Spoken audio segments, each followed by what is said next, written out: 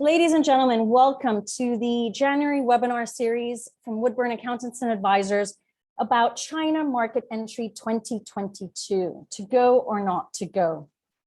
Manfred and I have been planning this 4-day workshop since September of last year, but somehow end of year, there's always things happening and we never really got to promote it and host it. So we thought, why should this not be something for the new year?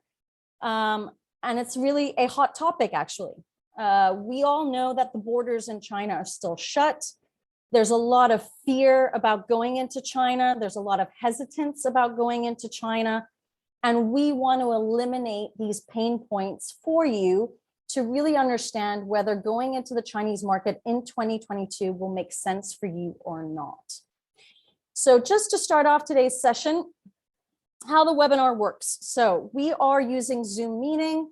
I am in control. Manfred is also a co-host. So if anything happens on either one of our ends, the other person will entertain you until the other person shows up again, basically. Manfred is presenting today. So without him, I won't really be able to present the topic. He's got everything on his computer. But it usually takes about 1 minute to 2 minutes for us to reboot the systems, come back on and continue the recording. So we'll be just moderating back and forth if any of that happens. If you run into technical issues, we cannot help you. Plain and simple. Please just try to log off, log back in. I'm just going to mute everybody so that we don't get any background noises. Please just try to log off, log back in. If it still doesn't work, know that we are recording today's session and a copy of the recording will be provided to everybody. Now, the whole point of this workshop series is that Manfred and I are here to educate you, teach you, help you to understand the problems, but ultimately the solutions that surround doing business in China, particularly around market entry in 2022. This is a complimentary webinar series. So use the chat box. There is no dumb question when it concerns China. Ask away. It will be a first come, first serve principle when we hit the Q&A. You can ask questions at any point, and we will try to answer all of those questions at the end of today's session. If we don't hit that today, we have a live Q&A session on Thursday to bring all 3 sessions together. Okay. And again, this is your time spent, so use it wisely and ask anything. Like I said, there is no dumb question when it concerns China. Now, we want people to interact with us. Please interact. The more you interact, the more you will get out of this session. So what I would love to know is, who are you? All right. I'm going to throw out some names that I see on the participants list. Unfortunately, I'm going to do it from A down. Alan, Antonetta, Cho, Ling Li, Fred, Gigi, Jane, Jason, Jinty, Joanna, Jonathan, Kin. Please interact with us. Are you a newbie or are you a startup in China? This webinar series is not really geared to the experienced China hands. This is geared to those of you that are thinking about market entry in 2022. If you are a newbie, it means that you have found an opportunity in China and you're trying to evaluate that opportunity and what does it mean for your business? How would that look like in 2022? If you are a startup in China, we define that as you've already transacted with China, with companies in China for a period of 1 to 3 years.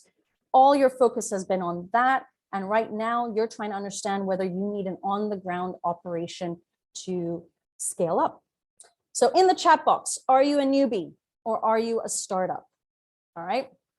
Cho is a startup waiting for business license. Oh, so you're just getting cracked on operating. Anybody else? Come on, guys. Please, please, please interact with us. Jinty is a newbie. Manfred, just for your reference, you can open up the chat box and you can see also the comments that are rolling in, right? All right, so what are we covering this week? So this is something that is really important to understand. This is a workshop series where ultimately we would want all of you to attend all of the 3 main workshops, which are Monday, Tuesday, and Wednesday. Why? Because the idea of this workshop series is that you can get an action plan out of this. And on Thursday, the live Q&A will be what will be your 3 action points in the next 90 days after listening to us Monday, Tuesday, and Wednesday. We've consolidated this into a very short webinar series, 1 hour each day, so you have the ability to digest the information. Session 1 today is about market share, market potential, competitors. Tomorrow, we're going to be looking at business models, financial resources, challenges. And on Wednesday, we're looking at an empowering ecosystem and what does that mean for your business and what does that look like? And then again on Thursday, bringing everything in together, what will be your next 3 action points, right? It's a live Q&A where we are there to mastermind, brainstorm all together to get people rolling for 2022. If I may shortly add, Christina, the key thing for Thursday really is, is not so much from our end just to do a Q&A, but it's really to keep you moving forward, right? So what do you still need in order to make the next step? Do you need contacts? Do you need information? Do you, need this or that? So it's really about, moving forward. And that is very important both to Christina and myself in this particular session this week. Thanks, Manfred. And then just to introduce, so Manfred is speaking today, so I'll let him introduce himself as he starts his presentation, but just allow me to introduce myself for those of you that are new to Woodburn, new to our webinar series. My name is Christina Kohler-Colucci. I'm the head of business advisory at Woodburn Accountants and Advisors. I am a leading expert in inbound investment into China. This just simply means that 100% of my clients are foreign investors that are looking to operate in the Hong Kong and Chinese market, and hopefully eventually scale up into the Asian market. And what we do is we help with pre-investment advisory. We help with the actual understanding of market entry. What does that entail? Creating specific business models that are tailored to you and your needs, and then implementing those business models in either China, Hong Kong, or both jurisdictions, and ultimately guiding you through the process of scaling up. Manfred and I have equivalent number of years. I have 17 years of experience on the market. Manfred has also about 17 years. I think we both arrived in 2003 in China. And we have gone through a lot of obstacles and roadblocks and problems. Most of my friends have. And the whole point of these webinar series that we create together is so that you can avoid the silliest mistakes that foreign investors make in China, okay? It's really to help you maneuver and don't do what we did back in the day, which, by the way, a lot of foreign investors still do today, right? It's helping you to get ahead, move ahead at the speed and the rate the Chinese market is growing, all right? We don't want to move slowly in China. We shouldn't be moving slowly in China. We should be moving logically with a solid foundation, but at the speed that the market is growing at. Otherwise, you can lose out at the opportunities. So I've got over 17 years of experience in corporate services, in compliance, in administration, something that most foreign investors don't pay any attention to, and hence get into the issues and obstacles that surround them. Now, if you guys have not received a copy, I am offering a copy of the 10 biggest mistakes companies make in China. This is the 10 biggest mistakes, from my opinion, that people make. If you want a copy of that, just email me at christina@woodburnglobal.com and I'll get that over to you. So next is Manfred. Manfred, I'll let you start today's presentation. Wonderful. Thank you so much. Just one quick note for those of you who haven't worked with Christina yet. In case you are already in China, or in case you are thinking about starting and everything, I do suggest, reach out to Christina. She knows what she's talking about. But most of all, I think what Christina and myself are a bit similar. She's very pragmatic and she will help you to move forward and not just make sure that she's sending you a lot of bills. So I strongly suggest having a chat with her, seeing if she can help you, and maybe also, asking her if she has a recommendation left or right for the people you want to have within your ecosystem. but we'll be talking more about that on Wednesday.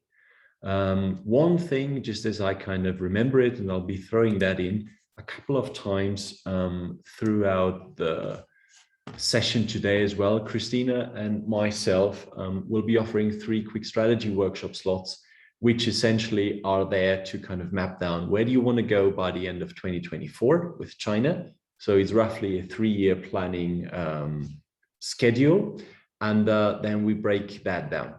So there's 3 of these slots earmarked as we speak, and those of you who are then simply the fastest will get these 3 slots, and we'll execute them next week. So just a couple of quick words on myself.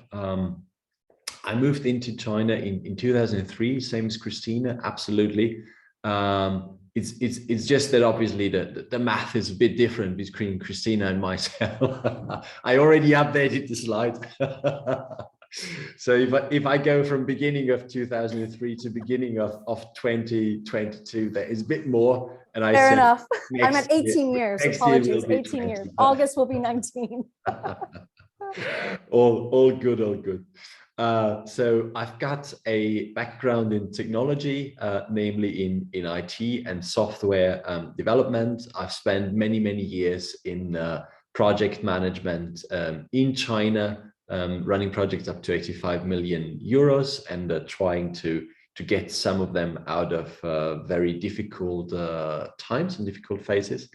And with all that know-how, we then actually went into executive search and recruitment for European SMEs in China. So that means if you want to set something up, very often we find the first person, as in the business development guy. Or if you're already a little bit larger, we find you the general manager of a sales organization. Or if you have already set up and it doesn't work the way it's supposed to work, we find you actually a sales guy or a GM that does work. So that is kind of some things we do. For some, it might be interesting to know that I do speak Mandarin, as I've used them to negotiate and to kind of run through the contracts that we did back in the days. But yeah, that's just a couple of things about myself. In terms of the organization, as I said, we're identifying and attracting the right leaders, but also the top talent for your organization.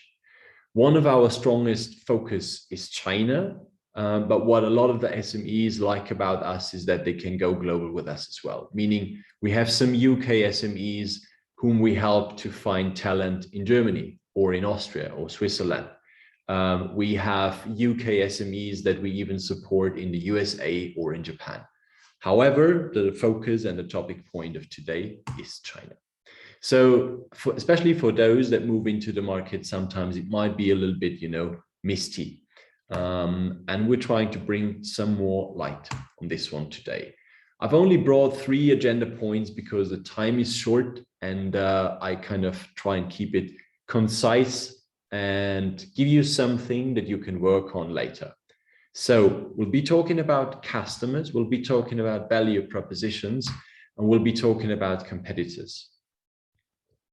To start, if you look a little bit ahead, if you these days are in SMEs with, let's say, a global revenue of 10 million, could also be smaller, it could be 2 million, then the China share in the future, in the not so distant future, could easily be 30% of your revenue.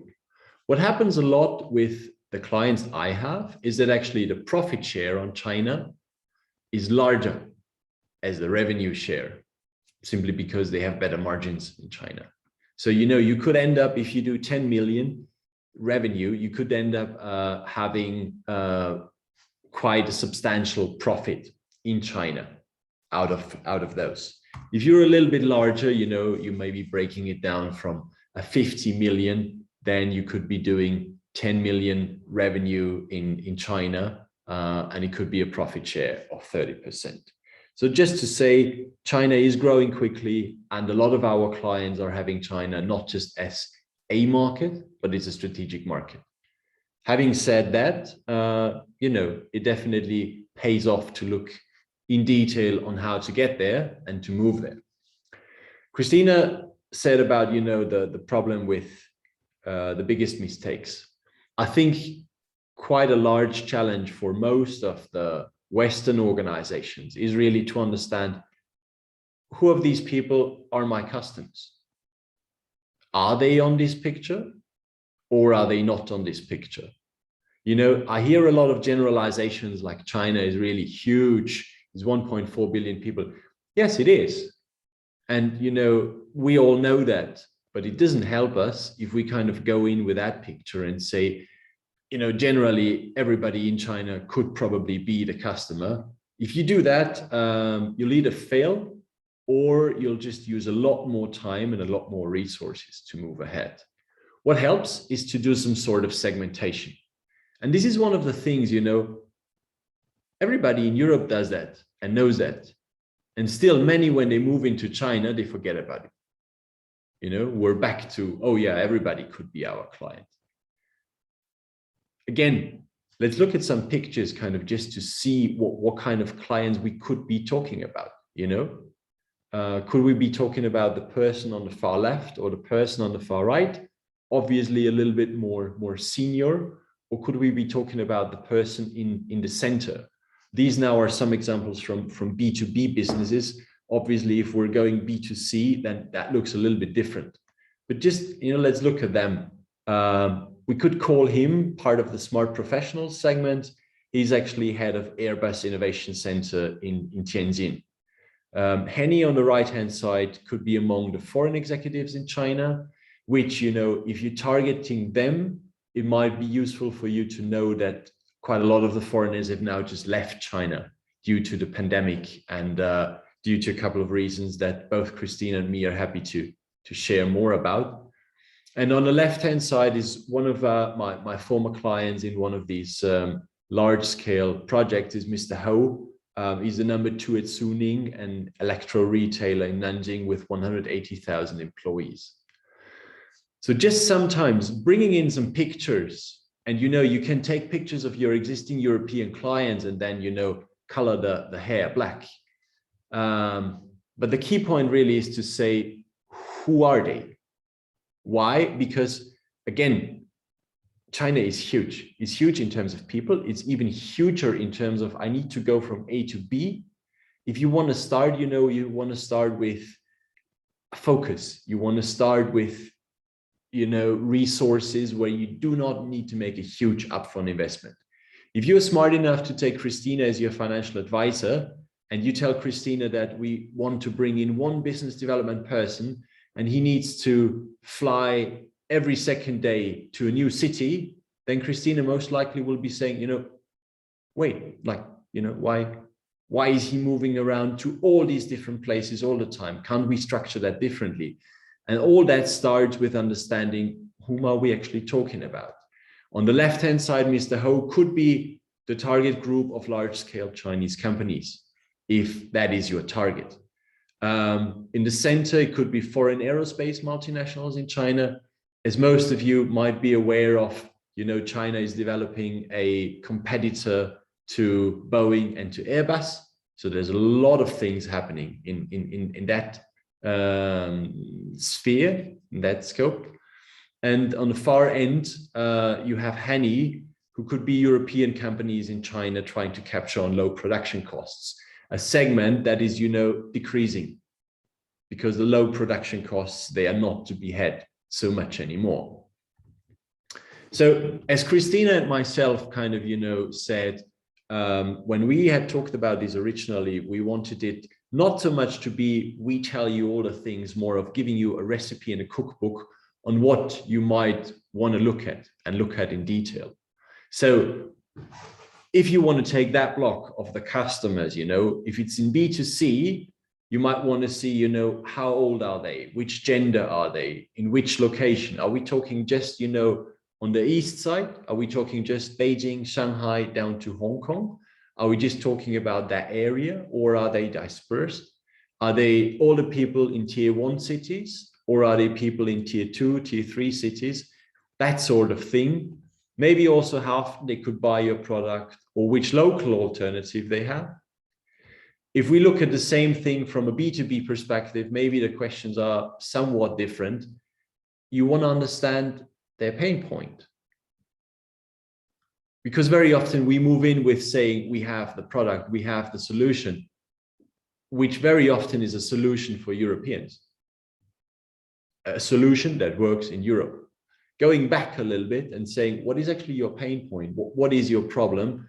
Changes your scope a little bit, and you're forced to kind of understand the problem, the local alternatives, and then your so-called best solution or best product to kind of understand, you know.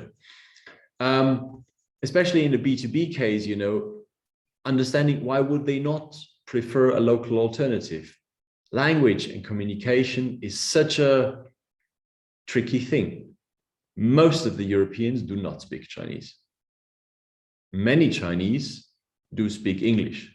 And yet at the same time, you know, communication gets stuck. Now when people can't travel back and forth, it's difficult. So always have that in mind when you're trying to look at the clients, and when you're trying to look at also the value proposition, to kind of say, you know, why would they not want to go with the locals? And please try and stay away from, oh, our product is just better. These generic things don't help. You might tell these things to yourself. You might even tell these things to your European customers. But, you know, if you analyze and try to understand, do we really have an edge on the Chinese market? Is it worth moving into it? It helps if, you know, you go in as detailed and as prepared as possible. Maybe also, you know, asking how to actually find them. Is it, you know, just at one spot? You know, China is very often very much certain geographies support certain businesses and industries. You have clusters. Is it that, you know, you need one of these clusters? That might have an impact also on where you set up. You know, if you set up in Shanghai and all your clients are to the far north end towards Russia, then again, I would ask the question, why? Why would you not want to set up and incorporate somewhere closer to your clients?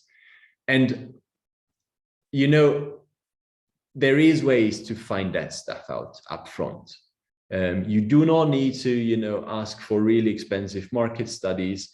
Some things you can do with Chinese friends in Europe, some things you can do with the Chinese internet. You can find out so much stuff. The question is just, do you have the templates to know what you're looking for? And then to figure it out and be diligent and not just say, like so many people do, we move in.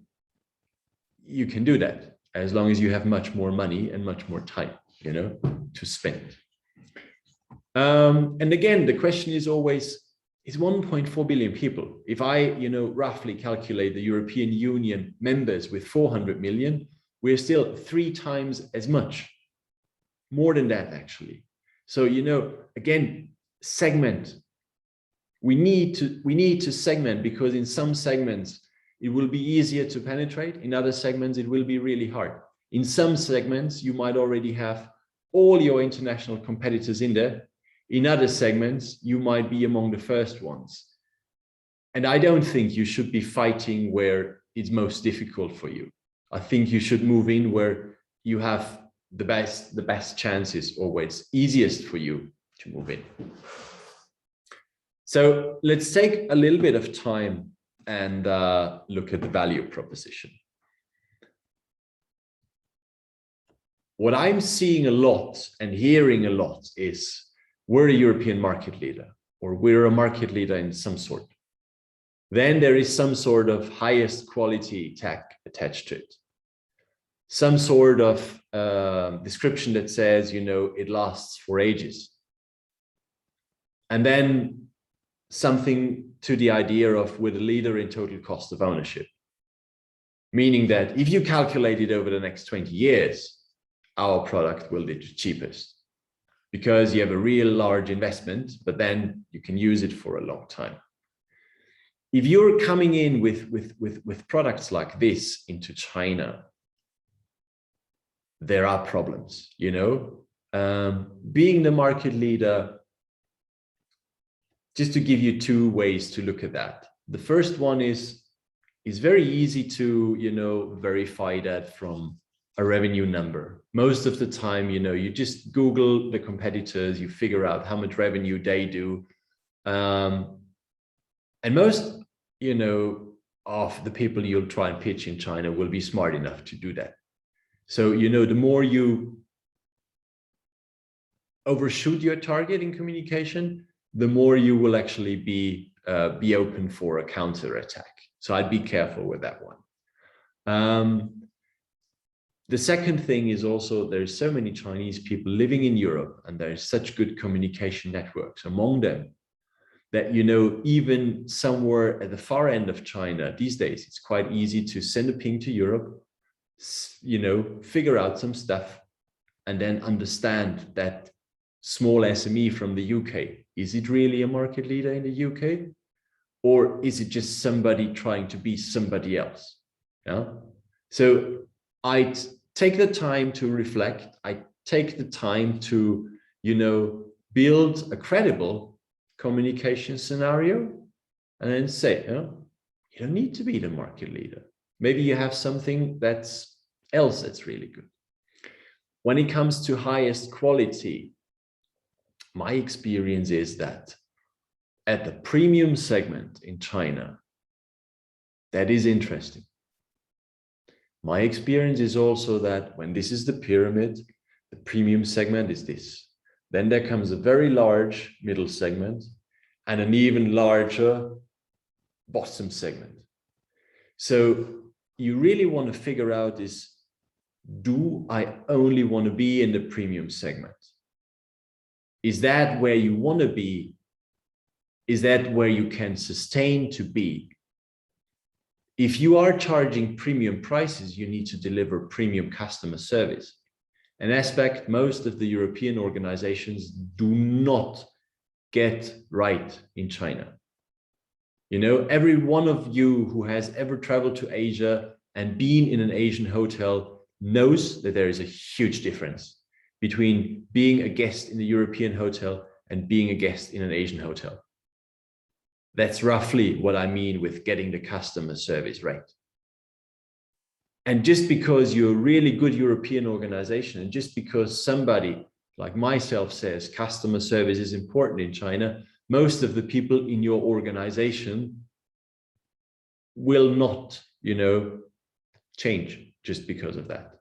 They will most likely stay the way they are, ending up with a lot of Chinese customers not being happy with your prices and the customer service you bring in, and not, you know, staying with you in that kind of premium segment. That's the first thing. The second thing is what I find in terms of quantity, in terms of, you know, opportunities for a lot of the European organizations.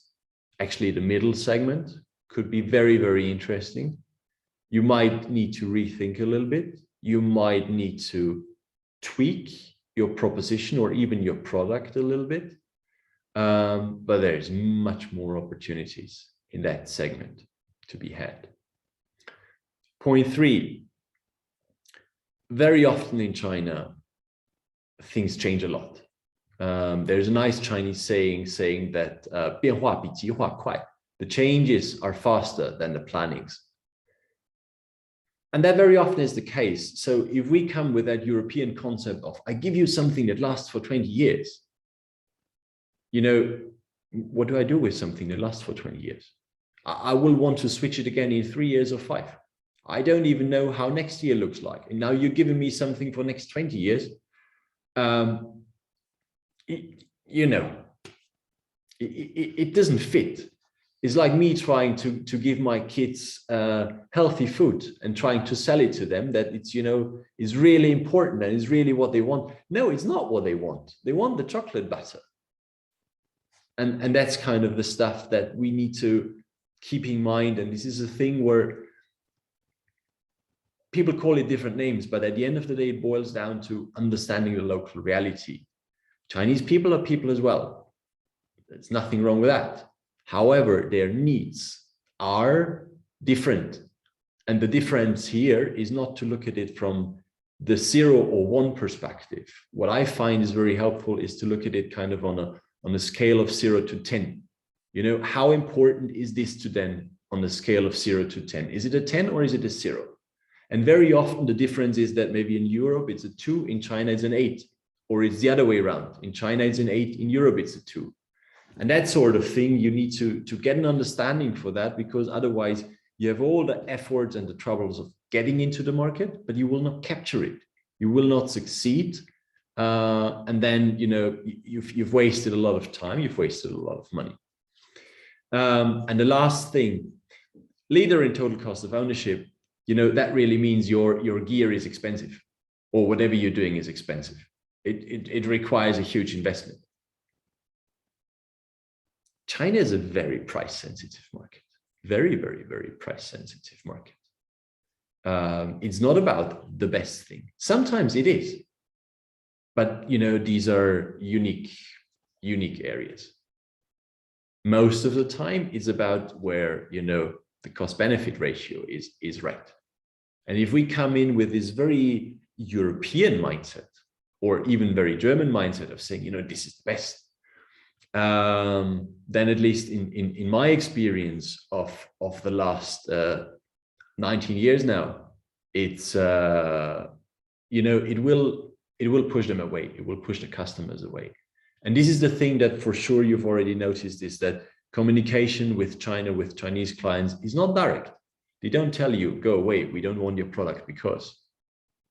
So you always have a lot of more effort to find out why they don't want your stuff. And because of that, I'm a big proponent of, you know, making your homework upfront and trying to do as much as you can with low costs, than opposed to, you know, just being very loud and just moving in and just saying, yes, we're here now. A lot of people are there, you know, keep that in mind. It's not a secret. I'm sorry for the bad quality of the picture here, but I think you'll still get the idea. What you see in the middle of this picture is a scaffold. It's a bamboo scaffold.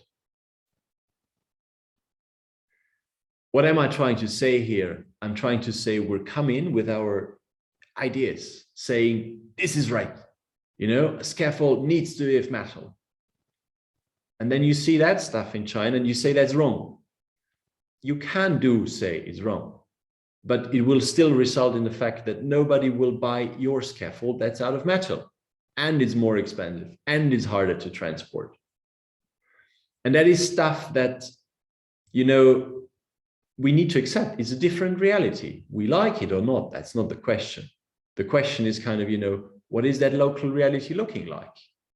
And yes, there are examples like, you know, the coffee chains, Starbucks, where most of the Chinese used to drink tea and now many are drinking coffee as well. These examples are there, but you know, they take time. The thing is, we need to understand where they come from. We need to see their local reality. And again, you know, a photo can say many things. If you find out that they're using that, then all right, you understand it's different. So just to consider in terms of value proposition, China is a very price sensitive market. And I really mean very price sensitive. I do think it's important to understand the local reality. It's simply that if you don't, pitching is much harder. You know, it's not 2005 anymore. When Christina and myself moved in, or when we lived there and were there, for many things, it was, as long as it's European, it's good, we buy it. Those times are kind of gone, you know. If you're moving in and if you don't know what you're talking about, and if your local Chinese sales staff doesn't know what they're talking about, then the pitching becomes much harder, you know. Just repeating something, even though it's sent a lot of bullocks, it's, you know, it's not a good idea. Here, point number 3, most of the Westerners don't understand how important customer service is in China. You know, in B2C, in B2B, is that being responsive, giving that other person the feeling that they're taken care of, that you're there for them, that you don't let them hang, all these sort of things. They're easy to communicate, but they're hard to implement. You know, just making sure that the customer's issues are dealt with. And, you know, sometimes the customer's issues will not really be issues that you have caused. So it's, you know, you always have to balance that thing, making sure that they're actually happy. Also, the Chinese market is fast moving. So flexibility is often more appreciated than products lasting for a long time. And then maybe sometimes the last point, very often what I've seen is Chinese customers would say, give me 80% of your quality at 60% of the price you're asking. That in turn is actually that middle segment that I've been talking about, is a huge segment. If you really have a product that you're tweaking, that you're changing, then it can be done, but it can be done with local help, because it's very hard to get the European engineers to create something that is less superior than they have already created. That normally most of the people don't like to do that, or are not willing to do that. So in terms of the value proposition, what is the recipe if you are looking at that? Get Chinese people or friends in Europe to feedback your value proposition, talk to them. You could be part of some Chinese business networks, see what they're saying, talk to GMs who are there to kind of understand, talk to potential distributors, go on the internet. When I say go on the internet in terms of China, I mean Baidu, I don't mean Google. You go on Baidu, you see what's there. You can type in English, you can find stuff, just get a bit of a feeling. You could call that desk research. And then at least understand one local alternative. If you compare a British solution with a French and with a German solution, yes, there will be differences, but that is kind of, I'd call it one group. Look at one just very local Chinese alternative. Just to educate yourself, and also to ask why, why would they use a bamboo scaffold? Like, what's wrong with them to use a bamboo scaffold? And then maybe if you going on asking and going on thinking, you'd find out that bamboo is readily available, bamboo is easy to transport, bamboo is quickly to set up, bamboo is quickly to dismantle. It brings a lot of advantages in a country where you have labor readily available. That gives you a different edge than using something that's complex to set up, only a few people can set up, And that sort of questioning normally is something that, at least from my understanding, it helps us. It helps us to proceed, it helps us to learn, to move ahead, and then it's easier simply to succeed on that market. And then obviously, benchmark the prices of your European competitors or American competitors, and benchmark the prices of local alternatives. Getting the signs from the off here. I've got 10 minutes left. I'll try and stick to it. When you do that, when you go through these kind of things, you'll see some segments. Again, two key concepts why the segments in China are maybe even more important than somewhere else. One thing is just to help yourself and structure the market. The other thing is also to try and understand which segments are easiest to penetrate. We see a lot of companies that say, and we could sell here, and we could sell there, and we could sell there.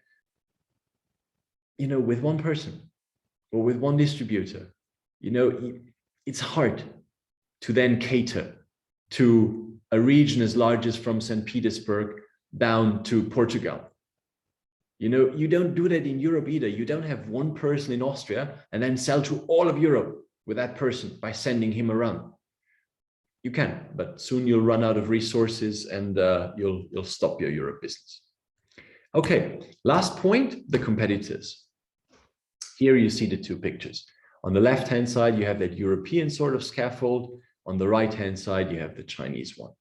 Very often we move in and we say, in our heads, only that left picture exists. Only that is right. Only that is good. We don't even entertain the idea that the right picture could be existing. And that's what we need to, accept. There is the right picture. We like it, we don't, that's not the question. The question is to understand that it's there and to kind of see, if I was the guy kind of, responsible for buying scaffolds on a large construction company, what would I think if the Europeans come along? and want you to have, like 15 times the price of my local bamboo scaffold. For sure, I wouldn't buy their stuff. Why would I? But once you have that understanding, you can then also, exclude a lot of areas and say, maybe there's no need to go and talk to them. And that's what makes your life easier, because then, your targets become small.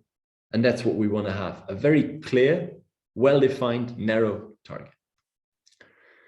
You also want to think a little bit about certain segments and sectors. If it's very close to the state, like, for example, railways or shipyards or defense or whatnot,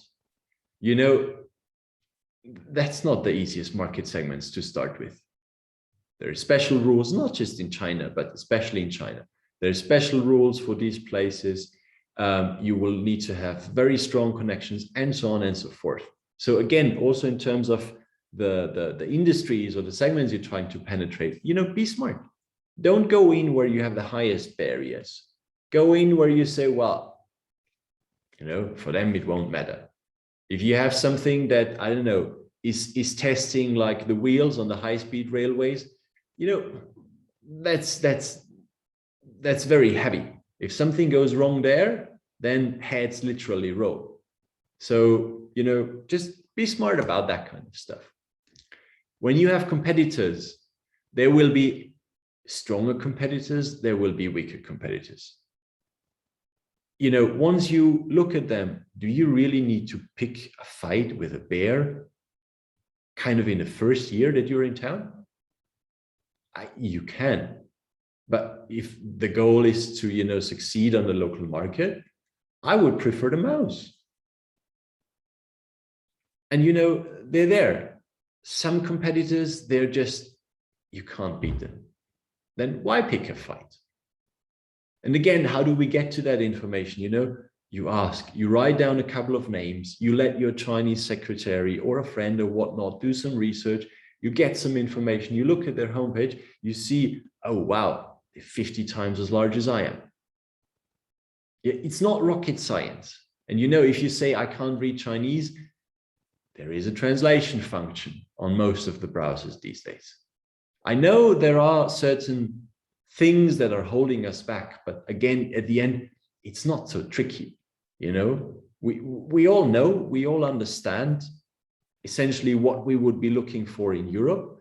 You need to be looking for the same stuff in China as well. In terms of the competitors, it should be easy for you to write down all the international ones. Look at that, see how strong they are. Go on Baidu, find 3 local ones. Look for the good ones, for the weak ones. I think what is important here is you want to write it down somehow. Most of us find it's too complex to have all that in the head. And sometimes you also need to let it, sit for a week and revisit to see what's still missing. And then, at the end, it's a page, right? It's one page on each competitor to see and to understand. And from there, you go further. Be careful with the pricing, because the pricing is something that is extremely important. You can sell expensive, no problem, but, you need to see how big that difference is to your competitors. Especially if you're moving in, take the time to develop your playbook. To give you another analogy, if you don't take the time, it's like, standing in front of a castle and the gate is locked and you keep knocking and knocking and knocking and knocking. You might feel that you're faster because you have somebody on the ground, because you're doing something. But if you don't know what you're doing, if you don't know which customers you're looking at, if you don't know how many customers they should be winning in half a year, in a year, and so on and so forth, you're just still knocking. Develop your playbook, take the time, talk to Christina, talk to people you appreciate, talk to contacts that have made it, talk to GMs of UK companies in China, talk to all these people. What do I need to do? How did you do it? All that sort of thing. And then, then you start moving in, because the problem is just that if you don't know what you're doing, you'll end up just, running in circles. And then you'll hear these things like everything's different in China. Some things are, yes, they speak Chinese, we don't. But other than that, 1 + 1 is still 2 in China. And that is the thing that you need to keep in mind, and not just kind of, being afraid of it. All right. Christina, is that good? Manfred, why don't you leave it on the last page of your presentation? Okay, super. Yeah, we'll do. Because we do have a bit of time and no questions have popped in, but I do want to highlight a couple of things that Manfred have also said. And then maybe Manfred and I can have a bit of a back and forth, while any questions you might have, add them into the chat box. Everybody is looking for a cheap way to get data, right? Now, just as a reference, I have a client who very recently paid over $500,000 US in a McKinsey report. Not everybody has that kind of money laying around to get that type of data, right? So you can very easily do your own research using your desktop. As Manfred said, go on Baidu. There is 0 point in doing research using Western search engines. So don't use Google, don't use Microsoft Edge, don't use any of these search engines. It will get you nowhere in China. Use the local search engines.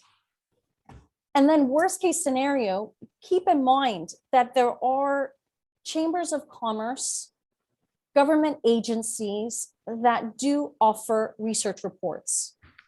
And you can pay nothing. You might pay 50 euros for a research report. You might have to spend a little bit more depending on what objectives you are trying to gain in terms of the data. So I just want to throw out some names out there, because this is also part of this recipe pack. You can go to the EU SME Center website, and you can download market research studies that are in specific industries and sectors. You just have to register. And in many instances, you can get that free of charge just by registering on their website, or you're going to pay maximum 50, if 100 euros for like a 50 to 100 page document. Otherwise, there are companies out there that offer data insight, and you're not paying an arm and a leg. You're not paying $500,000 on this. One such company that I vetted is called Bolt Insight, B-O-L-T Insight. They're very much on the consumer. Bolt or Bolt? Bolt, B-O-L-T, Bolt Insight. They actually look very much at consumer trends, but they can also do B2B analyses. And it is data. You download an app and the data can appear at the time that the research is being conducted. All right, so there are all of these types of companies that are out there that can support your business. And again, you're not paying an arm and a leg for this. But I cannot emphasize more how, or let me word it in a different way. How can you make a solid decision about going into China if you don't know your focus, your segmentation, whether customers in China even know you, who your competitors are, both international and local? How can you make a decision about where to go? And I've just named 4 or 5 items. You have to do a pricing analysis. Manfred has highlighted all of this throughout today's presentation, right? You have to go into these details to be able to make any decisions about whether to actually set foot in the market, but more importantly, if you actually physically want an operation there. And also to add on this one, salespeople, wherever you are on the planet, you need to lead them. If they see that you don't know anything, may somebody pray for you. You will be very busy and you'll be paying lots of money for the next couple of years just because somebody is telling you something. And it's, just easier to do that up front, because then you have a clarity, and then you can say, however, either it's your distributor in China, which could be a way that you're doing or that you're entertaining, or your first man or your BD person or your first woman or whatever. And then you can, clearly tell them, look, you need to sell 100 pieces of those per year, or 100 per day, or 1,000,000 per day, or depending on what sort of product you have and what sort of customers, right? I think it's important to also state, and we'll be repeating this tomorrow and on Wednesday as well, but just to state, there are many ways that you can get research and data. One is you can do your desktop search. The other is you can hire friends, or not hire, you can invite friends or colleagues to do this work for you. You can actually hire somebody who's on the ground in China to facilitate that research and that data gathering. You can obviously outsource it to a provider, a chamber of commerce, or an actual market research company to get you that data as well. There's no right or wrong there, as long as you get the data. That's something that I want the conclusion to be today. You cannot create a solid foundation for your China business without data at your fingertips. And I mean, again, kind of adding on this one, it's always a little bit difficult to go from 0 to 1 if you start with a blank sheet. If you start with a sheet that has your existing customers in Europe, in the UK, in wherever you are based, and then to, make the changes, make them younger, make them older, make them larger, make them smaller, if you try from there, sometimes that is easier. And if somebody is trying to tell you something that just doesn't feel right, think twice and go get a new opinion. Sometimes when it is about China, and especially when we're new to China, we start to accept things that are just very far away from the truth. And that is, then difficult for us kind of to make the right decisions once we have these things in our system. So again, there's no questions that have popped in. So apparently Manfred and I apparently we answered very clear and transparent with our ideas and what needs to actually be done. I want to say that today's session has been all around data. Tomorrow, we're going to be talking about structuring and financing capabilities for this investment into China. How can you make a decision on the structure you will need, or what financing capabilities you have to have if you don't know what data is behind it all? How do you know how to develop an ecosystem of third parties, in-house potential, if you don't know what your competitors are doing, how they've structured themselves, what kind of structures do they have backing them going into the Chinese market? How can you make any of these decisions? It's very, very difficult, and you would be winging it. We don't want to wing it when we go to China. We want to make solid decisions with a solid foundation. And the only way to do that is with the data at your fingertips. So many of you who are coming from the United Kingdom, I marketed this webinar series through the China-Britain Business Council. They have a division that does market research, right? So if you are in the UK, that is one way that you can look at things and gain their insight. And again, then there are a whole bunch of other companies that are out there. The only thing I will say is that many companies, hire Chinese interns who have never worked a day in their life to do research on China. Just because you've hired a Chinese graduate who's sitting in the UK, for example, and because they speak Chinese, they are going to be able to know how to do the right research for your business. Please don't have that expectation on them. They can't. So I want you all to please do keep that in mind, because that is the tendency. Let's go really cheap, hire an intern that will be free of charge.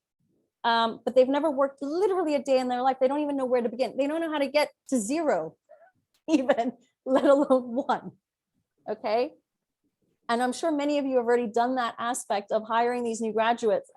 They're useless to you, okay? Go with qualified people within your organization who know what type of research you need, what data you need at your fingertips. Let them do the research. If there then needs to be translation work, that's something else, okay? But don't put it in the hands of somebody who doesn't have actual physical work experience to do this work for you. if you feel that that is something where you'd wanna have some support on, or this is something where you say, yes, right, but maybe I still need somebody to kind of walk together with me, then again, here's the reference for the quick strategy workshop, because this is essentially where we also pick you up where you are, meaning you will know kind of where you'd want to be in China by the end of 2024. You might have some ideas on either product sold or revenues or margins or anything along those lines.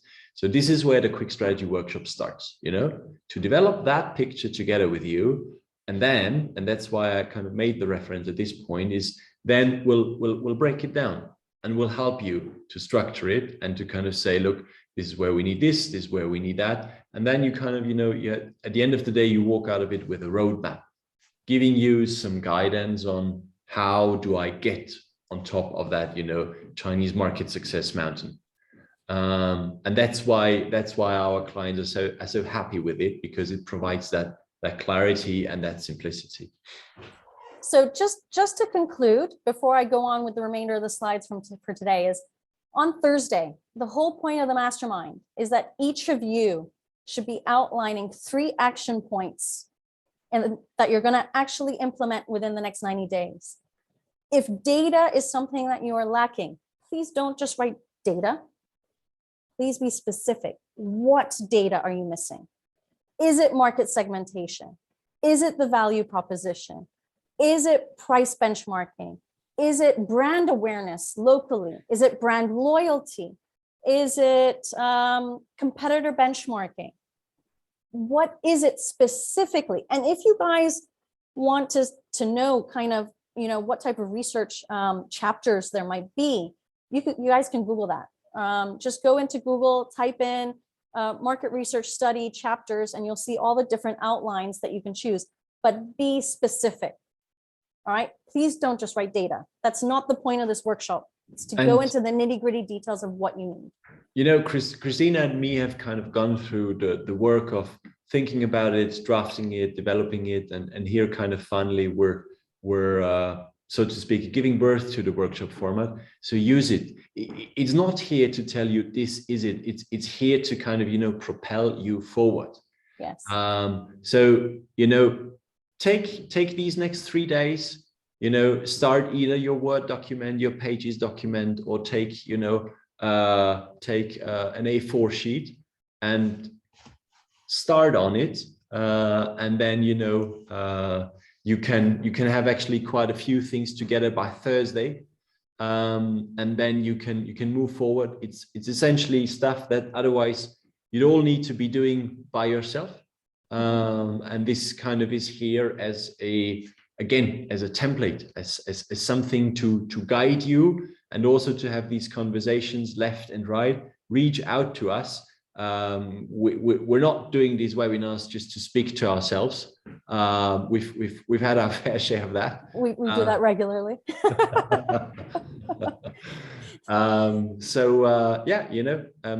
Take the opportunity, move ahead, propel, and hopefully rather sooner than later your business in China is skyrocketing, exactly. And you're very happy that you have started to conquer that market.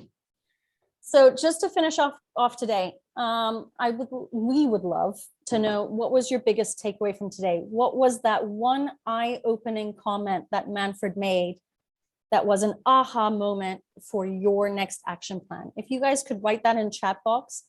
Also, we are planning on doing this workshop, this webinar series, a couple more times this year. If you guys have any comments about this specific topic and what more information you might need, we're always happy to then be able to tweak that information later on as well. So please do give us feedback, either by email format or in the chat box. But what was that one aha moment from today? No questions have actually popped in. Neil, thank you. Neil's aha moment was bamboo. Well done. Love it. All right. So again, if you guys are interested, as Manfred wrote, we have 3 blocks in next week's calendar. Thank you, Fred. We've got three slots in next week's calendars that are syncing up between the two of us. If you're interested in a quick China strategy session, email Manfred and I. Manfred, could you just write your email address in the chat box? Sure, absolutely. And I'll put mine.